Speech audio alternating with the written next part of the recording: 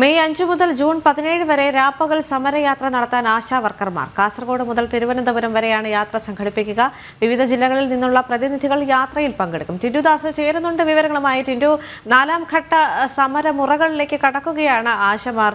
എങ്ങനെയാണ് അവർ പ്രതികരിക്കുന്നത്? എത്രത്തോളം പ്രത്യാശയാണ് അവർ വച്ചു പുലർത്തുന്നത്?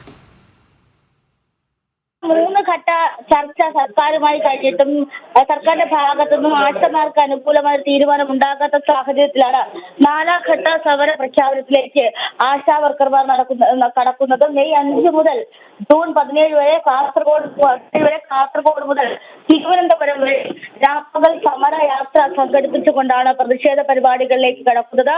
വിവിധ ജില്ലകളിൽ നിന്നുള്ള പ്രതിനിധികൾ, ആശാ പ്രതിനിധികൾ ഈ സമര പ്രതിഷേധ പരിപാടിയിൽ പങ്കെടുക്കും.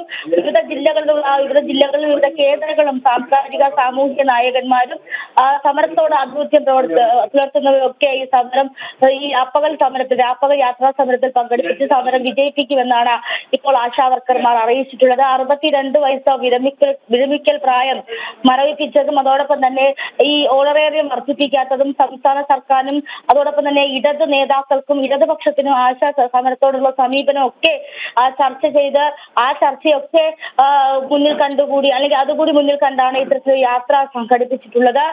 നമുക്കറിയാം, ഒരു വലിയ പ്രതിഷേധ പരിപാടികളിലേക്ക് തിരുവനന്തപുരം വിട്ട് അല്ലെങ്കിൽ സെക്രട്ടേറിയറ്റിന്റെ പടിക്കൽ വിട്ട് ഒരു വലിയ പ്രതിഷേധ പരിപാടികളിലേക്ക് സർക്കാരിനെതിരെയുള്ള ഒരു പ്രചരണ പരിപാടി കൂടിയായിട്ട് മാറ്റാനാണ് ഈ സമരത്തെ ആശാ വർക്കർമാർ തീരുമാനിച്ചിട്ടുള്ളത്.